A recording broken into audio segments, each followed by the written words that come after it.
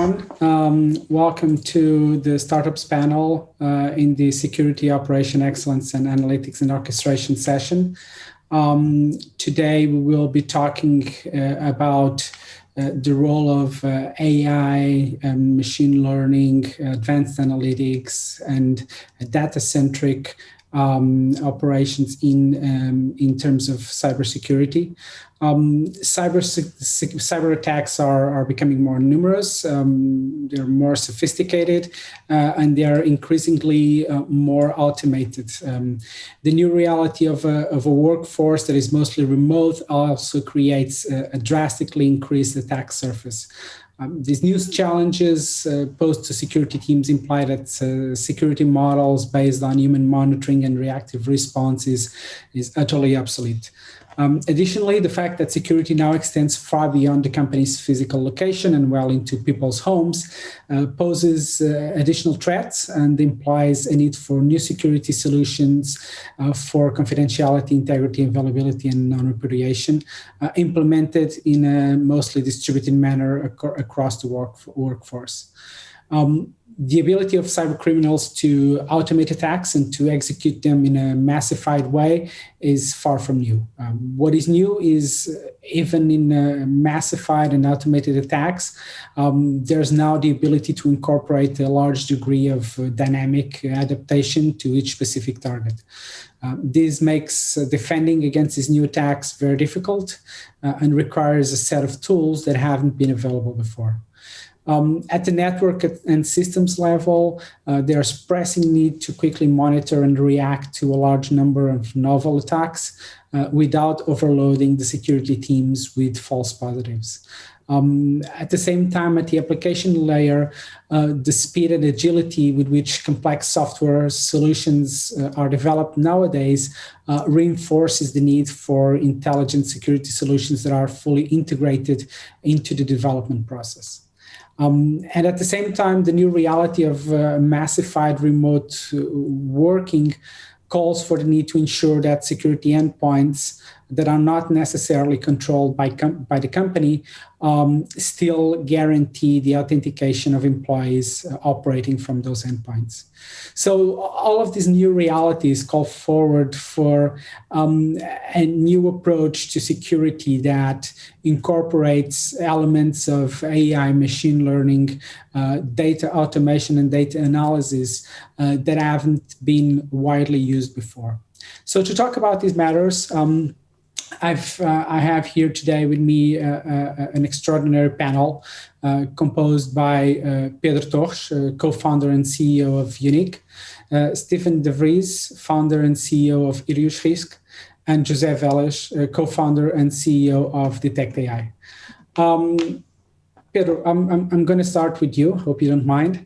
I would ask you to quickly introduce YooniK. What do you guys do? What's your market? What solution do you have? And then we can follow up with some questions regarding YooniK. Okay, thank you very much, Carlos. It's a pleasure to be here at IDC. Thanks for having me. Really looking forward to discussing this kind of applications you just mentioned and AI and deep tech to security and privacy, which is a topic very dear to YooniK and to me. For us, it's all about authentication and identification, so identifying an identity of people. YooniK is a recent deep tech startup. We use very sophisticated state-of-the-art algorithms, but what we do in practice is very, very simple to explain, which is very cool. And it's face authentication on any device. That's it, face authentication on any device. So you can think about it as Face ID on the iPhone, for example, but for any device. So even devices that you don't trust, devices that you've never interacted with before. You can imagine supermarket self-checkout kiosks or vending machines or ATMs, your friend's TV when you want to use your Netflix, or your friend's iPad when you want to check your email and you don't have your phone, your door lock, rented cars, all kinds of connected objects. And when you do kind of sign up with Google to create an account, or sign in with Google or LinkedIn or others to access anything, just imagine doing that with your face. So that's what we bring, is single sign-on on any account with your face, any device, web, mobile, IoT. So getting rid of passwords, no cards, just you for everything, anywhere. So it's really very, very, it encompasses a lot of things, and it brings really strong convenience to the user. So I think now that we are talking about security and privacy, I think the main topic, and I'll let, after this introduction, we will get back to that. I think the core component that we bring and the change that we are bringing to the market, disruption, is about how we deal with privacy. So we're doing very convenient interaction, we're doing very secure interaction, but how do we deal with privacy in a world where you can just authenticate with your face anywhere? I think that's the main challenge now. I understand the use cases, and I think they're very clear, as I said, in today's kind of remote workforce approach. What are your target clients? So who are you actually targeting? So facial authentication is pretty much very well developed in expensive phones, for example, or some very specific devices. But we have developed our own algorithm, and the key aspects for us is how do we extend this authentication to extend this great experience that we experience in high-end phones to any device, whether it's a cheaper phone or laptops or IoT. And the examples I just gave for IoT objects like kiosks and ATMs, etc., they bring us to a lot of industries which use this kind of devices. So there are many industries specifically where you want to authenticate, and you need to do it to untrusted devices, hands-free. The examples I just gave before. So those are industries where you don't want to take your phone out and do something with it just because of the exact way that the use cases exist. For example, retail. Retail is a very good example. You're picking goods, you're shopping around. It's not one of those where you want to be using your phone at the end to pay or to do because you're carrying a lot of stuff. Digital workplace, for example, there's a lot of cards and fobs and typing your password and forgetting and recovering. And recovery requires you to do something more serious because it's a very secure environment. When you leave your desk, you need to, lock your stuff. You need to find security tokens sent to your phone. So it's a mess in terms of convenience. It's one of those cases where as long as security and convenience and privacy is in place, you need much more convenience. Travel and hospitality, I think, would be the other very good example. You're walking around, you're carrying luggage, you're tired, and you're doing a huge 9-hour flight or whatever it is. So this kind of use cases demands a different approach where you don't want to be reaching for your phone and using it. And even if you were, there's many phones which don't do this kind of authentication. The digital identity is a huge market, over 30 billion euros at the moment and growing 15% a year. So there are many providers for digital identity. For example, very well known Yachty. But how do you use this identity is then the question. So one thing is, yes, I have an identity, I can prove who I am. But in many contexts, you want to prove it in a very convenient way. You're checking into a hotel. Why would you have to do a lot of stuff with your phone when you could just go for your room and it will open, or simply get your tokens or your identity verified strong passport authentication just with your face? So I guess that's the most convenient and private way in many of these examples, because the trend is passwordless. Which means, in our case and in our solution, facial authentication. It's hands-free, so it means I will need to look and be authenticated in untrusted devices, and that brings an interesting privacy aspect. And it's this extreme privacy where we have a solution, we can talk about it later, with zero-knowledge privacy, where we don't know who I cannot match you again. So if you go to Starbucks and authenticate using YooniK ID, if sometime later you show me a picture of someone, I cannot tell if that picture belongs to the person who just authenticated somewhere because of the way and the authentication protocols that we use, which require zero knowledge and zero trust. So, I mean, facial authentication is not necessarily new. I know that from a technology standpoint, the algorithm that you developed scores very highly. I think a top 3 in terms of the European and US region for performance. So that's quite an achievement. But I'm sure there's got to be more than that. And you talk a lot about privacy. So I wanted to delve a little bit on that topic. Everybody talks about privacy, and when we're talking about biometrics, privacy is always a key concern. How do you ensure that privacy? How do you differentiate yourself from others that also sell privacy in a way? Our differentiator, there are various differentiators, but the core challenge we needed to solve was privacy. It doesn't make any sense that I can authenticate with my face on many things if then there's flows of information, or I can authenticate someone when they don't want to be authenticated. So privacy is everything in technology. I think it's actually like a cornerstone in this modern world for freedom and democracy. There's a lot of wrong things that can happen when privacy is not resolved, but we need to reconcile it with convenience. So there's the major challenge these days with the digital world is how do you reconcile convenience and privacy? I like this Edward Snowden quote in the Web Summit some time ago when he said, companies shouldn't be proving you can trust them. They should be proving that you don't need to trust them. And that's exactly how we put ourselves. So, but the challenge was, how can I prove to you that I can't match your face when you don't want? And that's a huge security or technological problem. And we have developed our own authentication protocol using zero knowledge, as I just mentioned. So if you're authenticated using our system, and then you give me a picture of someone, if I see a picture of someone, or if I see a feed of a video, I do not know, and I have no way of knowing it, and I can prove it to you. There's no way that I can know if that person here in this picture is the same person I've just authenticated before. So in a sense, that is the key, is how do we approach this new technology, which is so this old technology, which has been there for 10 years, although it's been improving and then the accuracy is much, much higher. But how do I use it without compromising at all privacy and actually bringing it to a much higher level?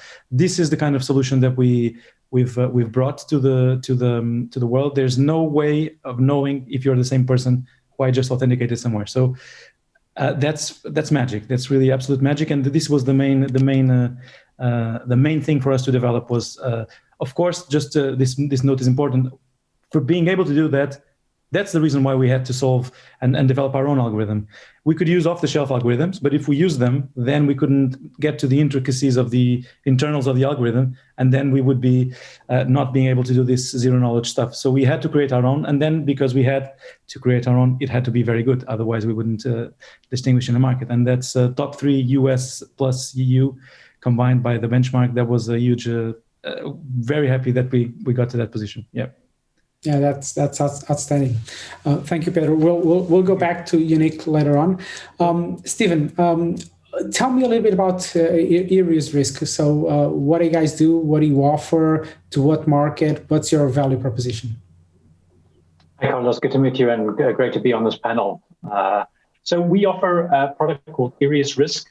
It's a threat modeling tool, which means that we're primarily aimed at security architects or solution architects who want to design a secure application.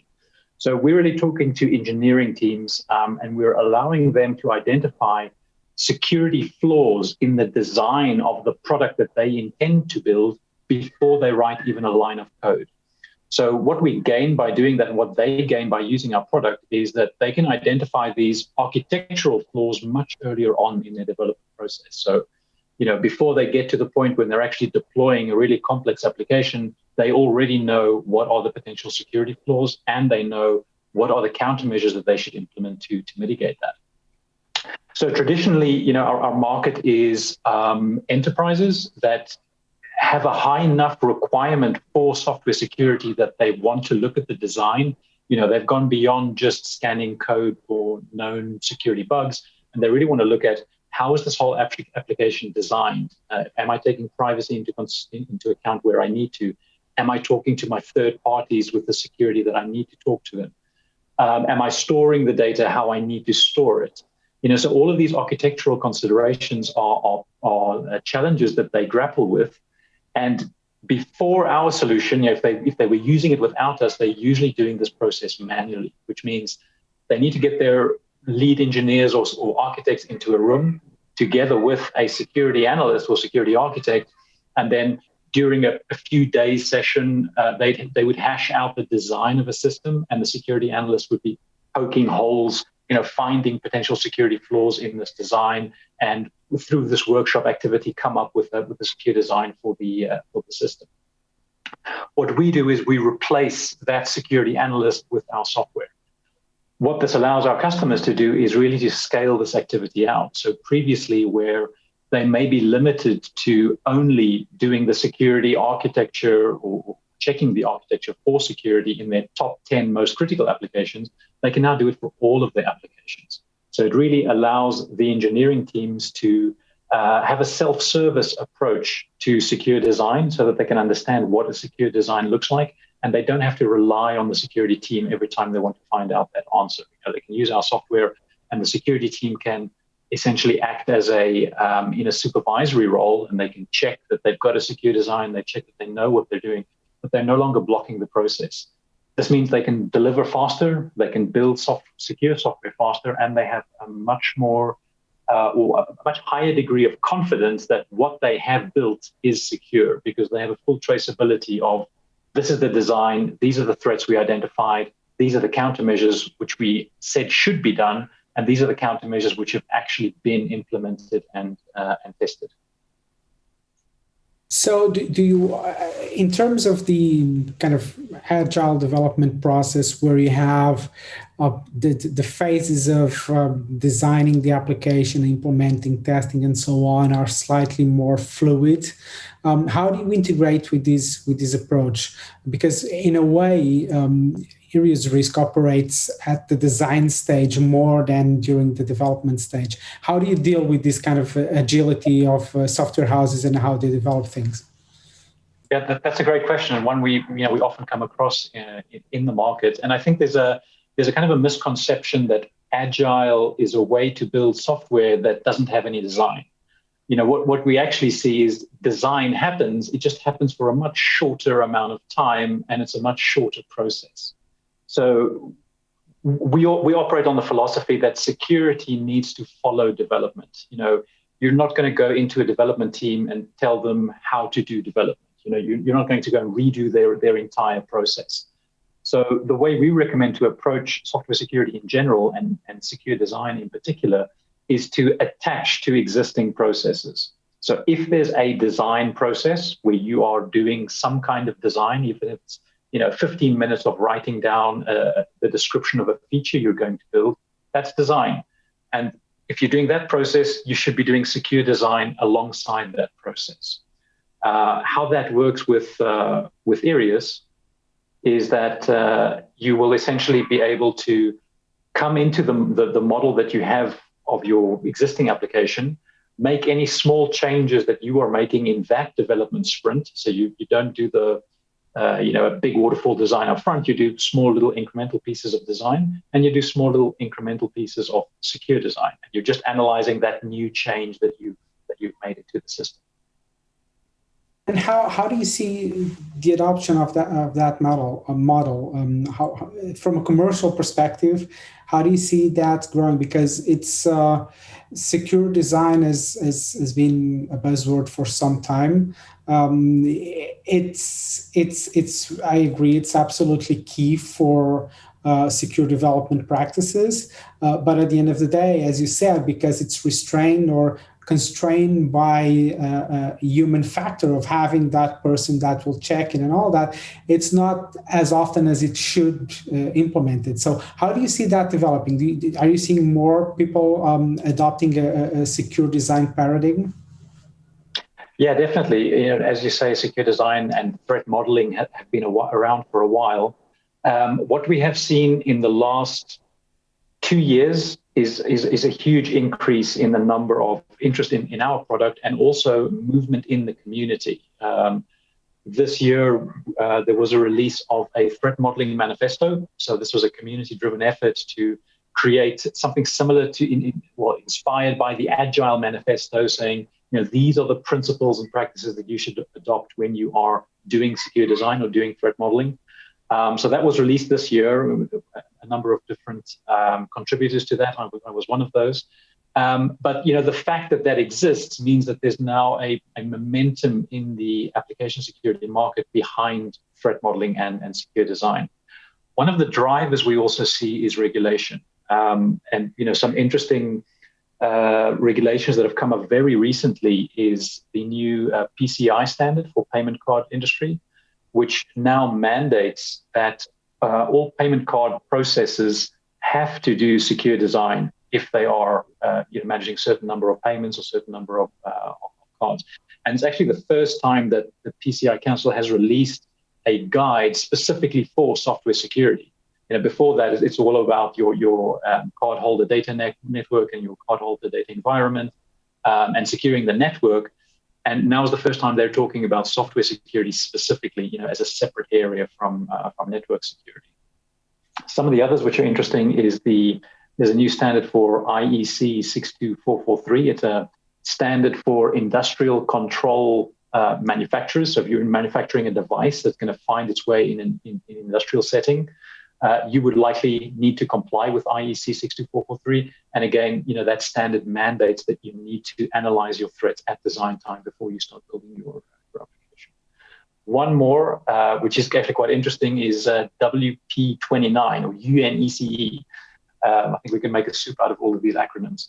But this one is focused on the automobile. And any piece of software that makes its way into an automobile needs to comply with this new security standard, where secure design, again, takes center stage as an important part of the assurance that you can give to somebody driving a car that they're not going to get hacked, that the software running it is reliable, it's safe, and is secure from attack.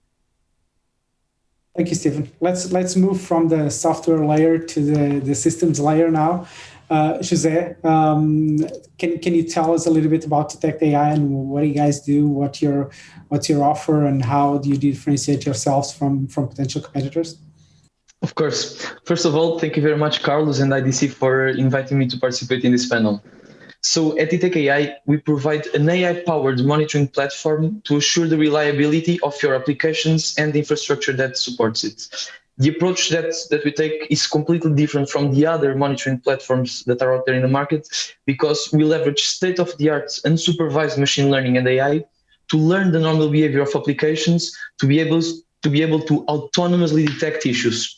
So unlike the other monitoring platforms that exist, that provides visualization features so that the IT operations engineer or the DevOps engineer can visualize the data and be able to themselves manually identify when something is wrong, or to manually configure alerts to determine when they want to be notified of an issue. Because that does not work, because the data scale is too much to be able to do this manually. And that's why most incidents in IT end up going unnoticed until the business is impacted or until the customers are impacted. And by that, it's too late. You should have a proactive approach, not a reactive approach. And to be able to do this, you need to use AI. AI fits like a glove in this space, because we are able to analyze and detect anomalies in real time across millions of metrics and events. And then, since when a problem occurs, it rarely occurs alone, we also correlate all the different issues that are related to the same problem into one actionable incident. This way, the IT operations engineers or the DevOps are not spammed with a lot of alerts that are related to the same problem. This way, we are able to remove the blind spots and to remove the spam or the inundation of alerts. And then we also accelerate the incident resolution by correlating the different incidents that are identified in this moment with the historical incidents that happened in the past. This way, we are able to identify how the previous incident was resolved, and we provide resolutions to the incidents. This way, we're also able to accelerate the resolution. So our goal is to automate the whole process end to end, all the way from the detection of the incidents to the resolution. The kind of solution that you describe, and you mentioned that one of the problems tends to be exactly the false number of false positives, the false alarms. A number of platforms and approaches and solutions try to deal with that, but it's not been an easy problem to solve. How do you guys tackle that? How can you guys be sure that you're going to be able to get the number of alerts to a manageable amount? That's a great question, because like that's one of the key features of our platform. So like not only do we use unsupervised machine learning, but we also use semi-supervised. So basically what we're able to do with this is that our AI autonomously learns the normal behavior of applications, and it detects when something out of the ordinary occurs. But an anomaly doesn't exactly mean that there's an issue. So what we do is we provide the option of the user manually train the model after it has learned to improve it. So imagine that our AI detects an anomaly that is out of the, so it's basically not normal behavior, it's abnormal behavior, but it doesn't actually correspond to a problem. The operator can say, all right, this is not a problem, and the next time a similar occurrence occurs, our AI will suppress that anomaly and will not alert on it again. So like it becomes much better with time, as all AI. Looking at cyber attacks, what do you see as being kind of the best way to try to identify and detect those cyber attacks at both network and systems level? So, because as I said, they're being more and more automated, you have a ridiculous number of attacks going on every hour, everywhere. So what's the best way to tackle that? Yep. So basically, the best way to do that is basically to identify the consequences of the attack, because in most cases, the consequences of the attack are going to be transcribed in a normal behavior. So basically, you are going to be able to identify changes in the behavior of your relevant key performance indicators or the service level indicators of your applications and of your infrastructure. And then again, this is not feasible to do by a human. That's why you need to analyze all the different metrics and all the different events. And you need the AI to do this because it's at such a large scale that it maps out the normal behavior. And when an attack occurs, that behavior is going to change, and we're going to alert before the impact occurs. Because in some cases, and that's why in cybersecurity, this is also very important, it might not be necessarily an issue that has impact on the system, but it might be, for example, an increase, for example, in the throughput might mean that you're suffering a denial of service attack. And this is only able to be detected if you leverage machine learning to identify these changes of the normal patterns. Thank you, José. So there's also a number of other questions that are slightly more horizontal to all of your solutions and all of your approaches. As I continue this discussion, feel free to jump in and give your opinion, even if I'm not asking you directly. So one thing that I would like to get from you and to understand is you're all presenting novel solutions, new approaches of doing some things that have been done for a number of time, but you're kind of tackling that in a new way. What I would like to understand from you is the cybersecurity world and the security industry tends to be conservative, tends to be prudent in the way it approaches things.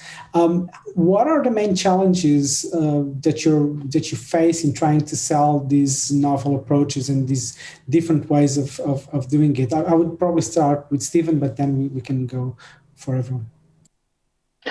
Yeah, I think, in our specific case, we have some headwinds and we have some tailwinds. And I think the tailwinds for us is that development teams need to move fast. They're under increasing pressure to deliver more applications faster. And in that way, security always needs to stay up to date with them and be able to keep the pace with them.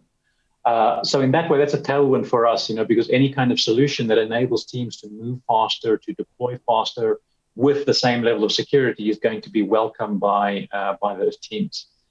I think where we have some headwinds is, again, this is very particular to our case, is when we are working with engineering teams that are not doing something like secure design, or they've never done it, and this is a new activity, there's resistance to doing a new activity. But this is not security teams doing a security activity. This is engineering teams doing a security activity.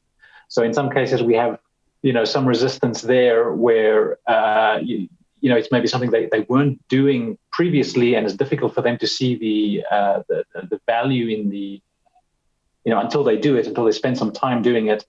It's difficult for them to see that upfront and to commit to doing that time and to learning how to do that activity. José, do you have a view on this? Yeah, I'm happy to chime in. So basically, the main problem or the main challenge that we have when addressing companies is that they will not easily replace their existing monitoring solutions. So they are not going to blindly trust an early stage company to be in charge of assuring the reliability of their systems. So our strategy is to position ourselves as a layer of intelligence on top of the existing monitoring solutions. So this way, what we are doing is we're also ingesting the different alerts that the existing monitoring solutions that they are using provides, and we provide not only we remove the blind spots by alerting of things that they were not detecting, and then we correlate the different alerts that they were already detecting with the ones that we detect with AI. This way, you do not lose your alerts, but you experience a severe dimensionality reduction, because we can reduce most of the noise that is provided by the existing monitoring solutions, while even providing more value by removing the blind spots of the rules that were misconfigured, or basically the metrics or the KPIs that you were not monitoring. Pedro, kind of the same question. I mean, you guys are presenting a better algorithm. That's probably easy, but at the same time, you're doing it privacy first, and not everyone puts that front and center. Is that a challenge sometimes? I think, just as Stephen said, there's some headwind and some tailwind. So the tailwind, let's start with headwind. The headwind really is, there's, as you said, it's the accuracy. People now believe it. I mean, the last 10 years, there's been an increase on accuracy for authentication, facial authentication, that people now actually have 99.999% accuracy. So people believe in the technology. So that's a very good thing. And the other thing is that there's so much GDPR or similar in other countries legislation out there which gives some kind of security that people feel that their privacy, at least in the law, is there's some very explicit rules on how things should be done. The problem, now the headwind is the other aspect is. Facial authentication has had, because of facial recognition, it's very different. Facial authentication means I've enrolled myself and I'm checking that's the same person. Facial recognition means I have a database of lots of people and I now may want to know who is this person, what are they doing here for security reasons. It's a kind of very different thing. And facial recognition has cast a huge bad, influence in how people perceive. So our main role and our main conversations with the customers is to explain the difference, security versus convenience, consent and voluntary use for convenience rather than police or security intense aspects. And the other aspect is everyone, even convenience guys, if you want to enroll to an untrusted device, they always create these databases of biometrics. And even if there's consent and everything's correct, it's a huge liability. There's a huge honeypot there for Yahoo credit cards and accounts to be stolen, but for biometrics. So the way we do it is pretty much what Face ID does in Apple. They store it locally on the phone, and they use it in a completely distributed way, so you control completely what's happening in your phone. But that only allows you to authenticate to your trusted device. How do you do that in an untrusted device? That's the challenge. So I think the main challenge for us is to educate the client in understanding all these variables and how this is so much different than what they had. But then, of course, they see the value in terms of business case. And that's where, if once you've told them this is your business case and this is how you're going to make money or increase efficiencies, reduce costs, then they see, okay, what about privacy? And they ask all these questions. Then you try to explain why all these things are so much better than what they had in their perception about the market.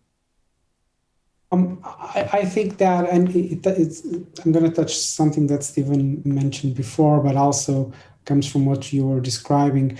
I think that mainly when you're selling to non-security teams, security has for a long time been sometimes an afterthought. So if you're really into security and you work in the security team, security is the main concern. And I think most people know that you have to make sure that your company or your operation is secure, whatever that means. It's not exactly binary, but it seems like whenever there are different sorts of priorities, security sometimes is not like the top priority. How do you guys deal with that? Do you think that's changing, and do you think that this current environment has changed people's perception of security? Do you think it's still a challenge sometimes to sell security, or do you think companies are more and more aware to the needs of security? Pedro, I was talking to you. I don't know if you want to go first on this one. So we have three vectors of the value that we bring. There's security, there's convenience, and there's privacy. And security and convenience are so let's say not obvious, but so clear from our offer. So it's authentication, facial authentication. Of course, you're bringing higher security to the identification and authentication process. Convenience, it's clear where that happens. So bringing those two alone, there's a lot of solutions out there that bring those. The difficulty is, how do you increase convenience in the way I described before? Just look into a device and get authenticated, do your check-in, get ATM money from the ATM with the privacy aspect there. So I don't think I had no problems in terms of selling to clients on the security part of things. I think as long as there's a customer journey that makes sense, if we explain how we are making it safer or more secure, then it's not difficult to sell the value that comes from there. In many cases, there's liabilities if you don't have the records. For hotels, for example, you don't have the list of guests right. There's liabilities to that, so it's very easy to make it tangible on how much things may cost. So it's a business case that's clear. Convenience, it's more difficult to make that case because even if it's clear, okay, it's more convenient, but how do you bring that as a business case? How much am I earning from having this really cool technology being used in my hotel? But that there are metrics which are easy to explain. In terms of privacy, I think it's more difficult to sell the privacy aspect rather than, okay, will I have any problems with my data protection authority in the country? No, you won't. Okay, that's the only, it's like a ticking off that little thing. But that little thing at the same time is so valuable for customers. That's what Facebook brought us in 2016 with Cambridge Analytica and that kind of thing. That type of thing cannot be happen again. Repeated now with IoT and authentication in IoT. We've learned from that, so now we need to bring something which is completely different. We cannot bring data and use data of someone unless they've said, I want to use that data for this particular application for that particular day in this particular place. So there's a lot of information that you can send, and you need to be able to revoke it. It's a very important, for example, one just to give you another example, which I've been thinking a lot in the past, given this remote learning that's happening. There's a lot of Zooms, and there's a lot of recording sessions, and there's a lot of children in classes, and sometimes they record or they send their homework in videos. How is it possible that if, as a parent, I cannot simply just press a button here and all of their videos are erased if I want to do that? Maybe it's not the right aspect for the class, but if I want to do that, this is the right to be forgotten. I should be able to press a button and say, all of those videos where my kid needs to disappear from the servers. There's no way to do that kind of thing. And this is not security. This is just plain simple privacy. And this is where we're coming from. And this is the real challenge for YooniK, because it's very easy to do it's easy to do a good biometric solution. But if you want to do privacy in the right way, right to be forgotten, consent, no knowledge, no databases of anyone, I cannot match you unless you want it. It's a whole work, and it's a whole new product. And that's how I think we need to educate the market on that. I think that's a great point that Pedro makes about, that I think a lot of this is driven by society, right? This is consumers or people, members of society that require privacy, they require security of their data, and corporations and companies who are our typical buyers, they reflect that.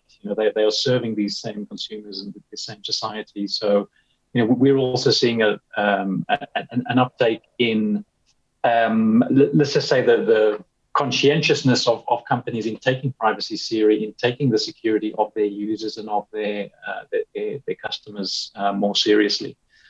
In terms of security teams or selling to security, and how we have seen that change. I heard a fantastic quote from someone. It's not my original idea, but it very well describes how the dynamics of a security team has changed, particularly when it comes to engineering and software development. And that is, it's like the business or the software developers saying, we want to drive our car and we want to drive it over that cliff that's coming up in a kilometer ahead.